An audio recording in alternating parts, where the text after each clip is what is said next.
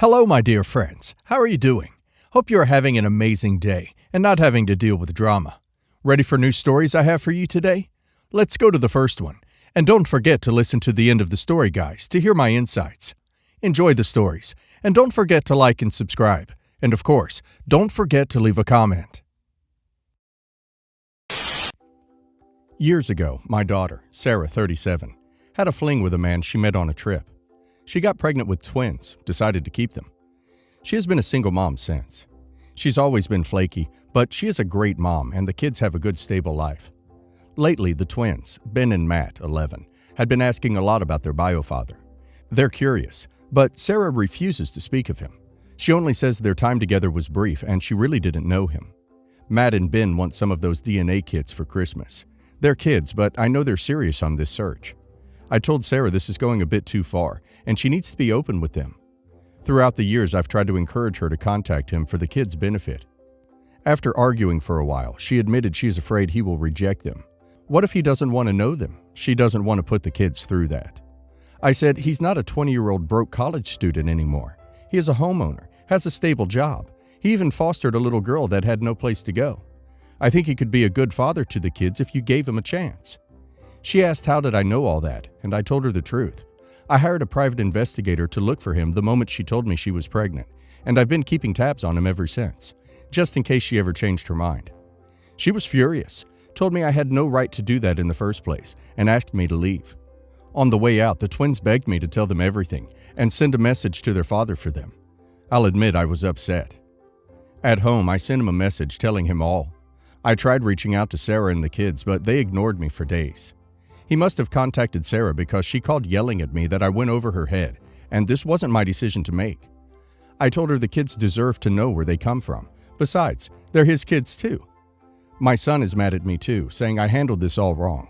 Not only putting a strain in my relationship with Sarah, but maybe dropping a bomb on that fella's life, which I found absurd. He is single. If anything, it's a chance for him to step up and be a dad. So, Reddit, am I the a-hole? Edit to answer a few things I see popping up. I am the grandfather. The relationship was consensual, but it was a one-night stand kind of thing. She never told him she was pregnant. She felt she was ready to be a mom and that he was too young to really help. All the info I have of him was public, or so I was told. Edit 2. You all gave me a lot to think about. I decided to give Sarah and the kids some space. I will help them any way I can, but some time apart might be good for us. Despite what some of you think, I do love my daughter. I had good intentions, but that's not enough. I was reckless and petty. Right now, I can only try to be better in the future. Might not be enough, but that's all I got. You're the a-hole. Nothing wrong with keeping tabs on him and telling Sarah what he was up to and encouraging her to let the boys know more about him and to let him know about his kids. For everything else, wow, you majorly overstepped. It absolutely wasn't your decision to make to contact the father and tell him everything. You don't just get to roll over other people, your daughter, because you think you know better than they do. If you couldn't convince your daughter to tell the boys about their father and vice versa, you needed to bite your tongue and wait until the children were older. At 18, if they still wanted to know, you could tell them. Not their father, but them, and let them decide what they wanted to do about contact or not. Unpopular opinion, but not the a-hole. Yes, the way you handled it was wrong. No one can argue otherwise. But he is their father and deserves the right to know that they exist. You looked into him when she was pregnant and made sure that he was no threat to her or the twins. You wanted to protect them like any loving grandparent would do. The twins want to know him, and if their mom keeps them away with that possessive mindset, she's only going to drive them away in the future. Now, contacting him behind her back is crossing the line. You should have let it settle for a couple of days later before going back to talk to her again. Everyone sucks here but the father of the twins. Sarah for not telling him when she got pregnant or in the years afterwards. Also for not telling the kids anything about him. But this was not your decision to make. My 25 male, sister Ames, turns 9 next August, and I'm planning a full trip to Teotihuacan in Mexico City because my sis has always dreamed about going there and seeing the pyramids. We're Mexicans on my mom's side. For some context, my parents had my sister when I was 16, but when I turned 18 and was leaving for university, we found out that my mother had been cheating for the past 5 years and was having a kid with the other man. My dad did a paternity test, and Amez was indeed his daughter. Then my mom married her cheating piece and had Julia, my half-sister. My mom sent me a single message after the divorce and told me that she loved me, but that Dad had made her life awful, and that she was happy with her new family. She had 2 stepkids from her husband, Julia, and had Amez during the weekends. Every time I came back for my breaks, I stayed with my dad and saw my sis every week. She used to tell me that while my mom and her husband never treated her bad, the preference for Julia was big enough to notice. For Amez's birthday, my mom would usually just buy a cake, blow the candle, the 2 of them, and then call my dad and me. But for Julia, they would throw big parties with her 2 brothers and all of her dad's family. Every time my dad did a party for Amez, my mom never stayed too long, and my sis just didn't enjoy her birthday. I met Julia 2 years ago after my mom messaged me again, congratulating me for my new job, and asked if I would want to meet them for dinner the next time I came back home. I said yes because I really missed her, and to be honest, she does look more happy now, fresher and all. Julia's a good kid, and I've nothing against her, but I'm just not interested in forming a relationship at this point. Since then, I've been visiting my mom a lot more. I came back a week ago because my dad got awfully sick, and I took some time to take care of him. I drove to my mom's house to pick Amez up, and she told me to wait in the kitchen because she had something to tell me. While there, my mom mentioned that my sister was so excited for the trip to Mexico next year, and that she had good news. Apparently, her husband agreed to let me take Julia too, and said that it would be an amazing opportunity to bond, and that Julia would be so happy. I told her that I wasn't taking Julia because it was Amez's birthday gift, and it was only the 2 of us. She said that she understood, but that Julia heard while Amez told my aunt, my mom's sister, the other day, and asked if she could go too, and I said sorry, but no. My mom got mad and told me that I was acting like a bad brother for making preferences. But I said that it's not making preferences, that this was Amez's birthday gift, and I asked her if she consulted it with my sister. But she said that we were the adults, and the decision was up to us. So I told her that if it was the case, then the answer was no. She told me that then I had to tell Julia the news, and I said that it wasn't my responsibility because we never invited her. Not the a-hole. You're totally right in what you did. Your mother is trying to manipulate you into bringing Julia. Example, she told me I had to tell Julia the news. Not the a-hole. You aren't obligated to take anybody you don't want to on a trip. Your sister isn't obligated to share her birthday trip with Julia either. And you don't have to have a relationship with anybody you don't want to. Should you try to bond with your younger half-sister? I mean, yeah, probably. She's probably going to grow up with a complex about being the half-sibling had as the result of an affair, and bonding with her at some point would be the nice thing to do. But it should be on your terms. Logistically, adding another young child is extra work and extra expense. Who is expected to foot the bill for Julia's portion of the trip? You? It seems like this is more about your mom trying to absolve herself of her own guilt than genuine concern about you having a relationship with Julia. At least from my perspective. Not the a-hole. It's your sister's B-Day. And as you've mentioned, your mom made it perfectly clear how she thinks of her while throwing your half-sister extravagant parties. You've already made it clear you don't intend to form a relationship with her, so she's not your responsibility. You have been nice to her clearly, but you didn't personally invite her. It's rude that your mom made her own invitation when she's most likely not planning to pay for anything. Just keep the trip between just you and your sister, in my opinion.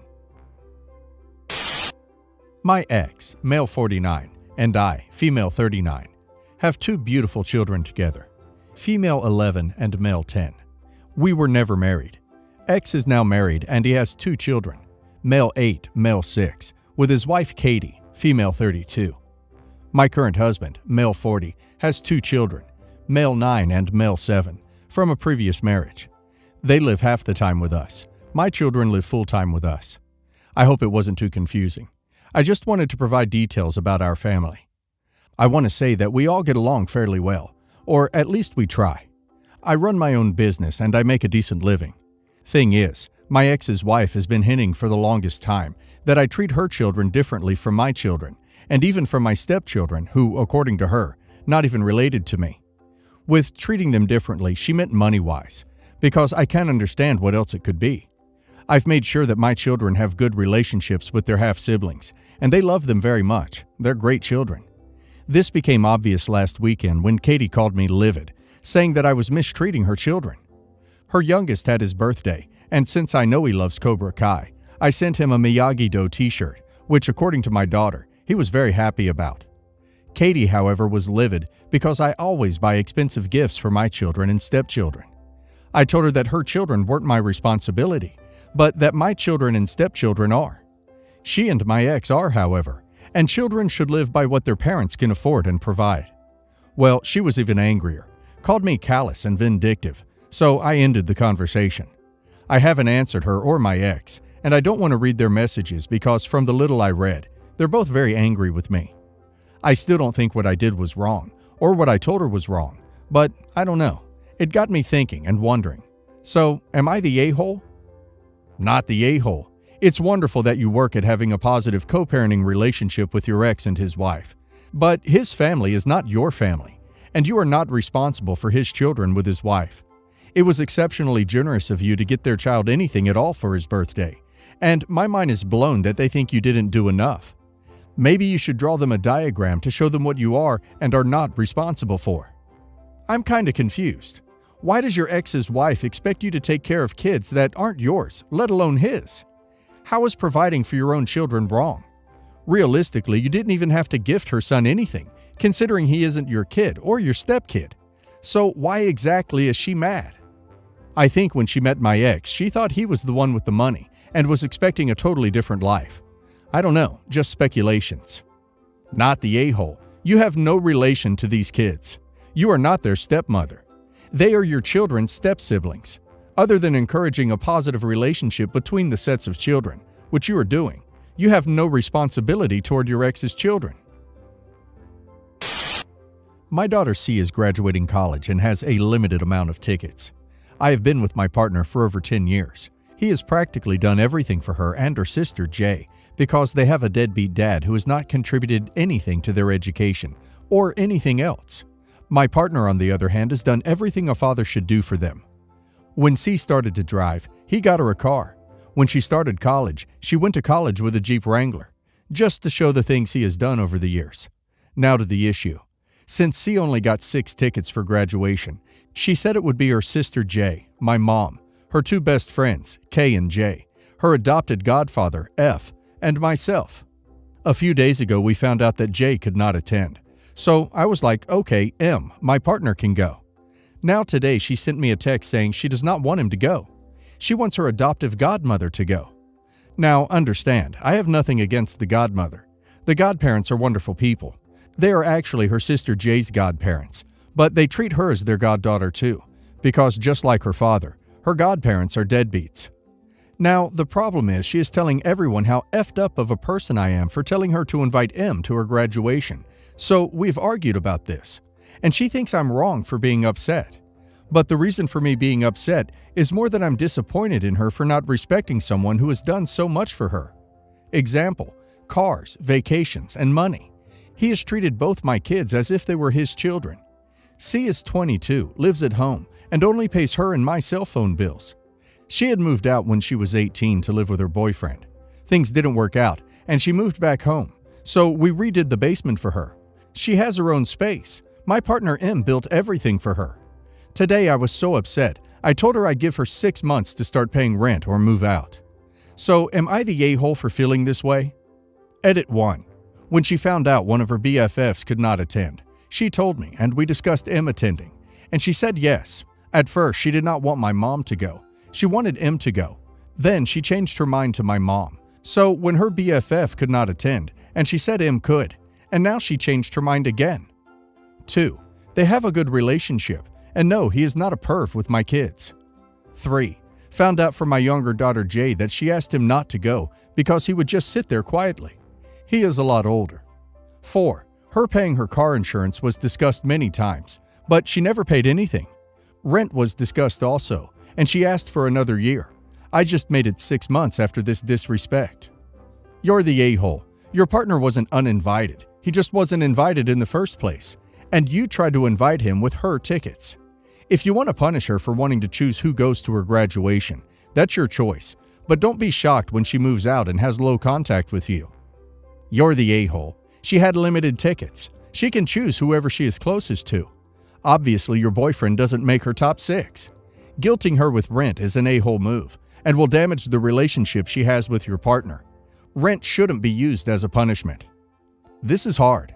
C can invite anyone she wants to her graduation, but it is messed up that she is not inviting a man who has been a father figure and done a lot for her. She could at least find another ticket for him. But to say invite him or start paying rent is a mess too. I'm going with everyone sucks here, but only because you decided this based on her not inviting him. If this was something you made mandatory after graduation anyway, then I'd say not the a-hole.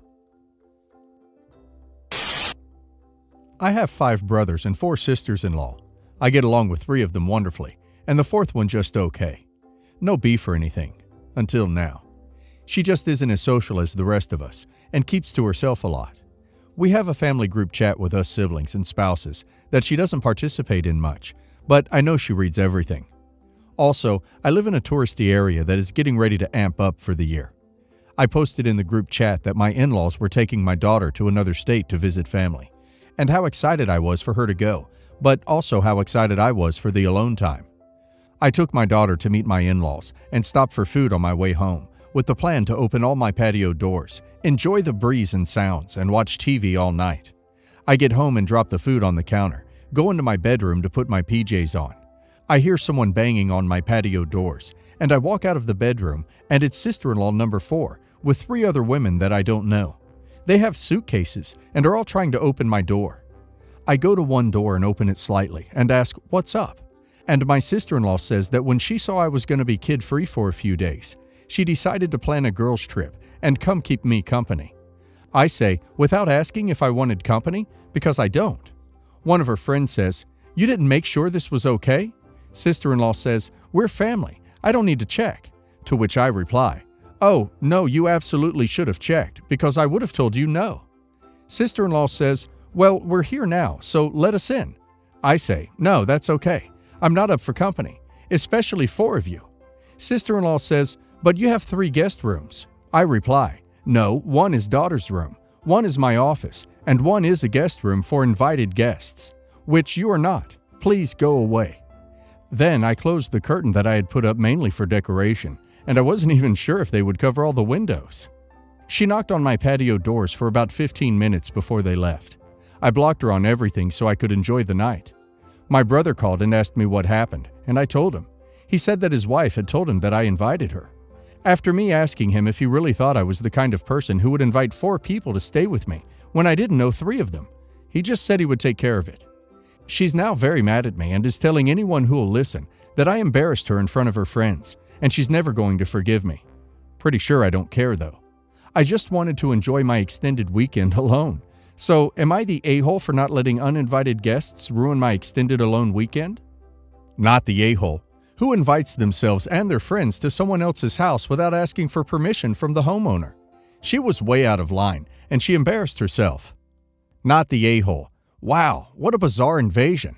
I wonder if she doesn't have kids yet, because most parents would understand that sometimes all a parent wants to do when the kid is away is enjoy the resulting peace.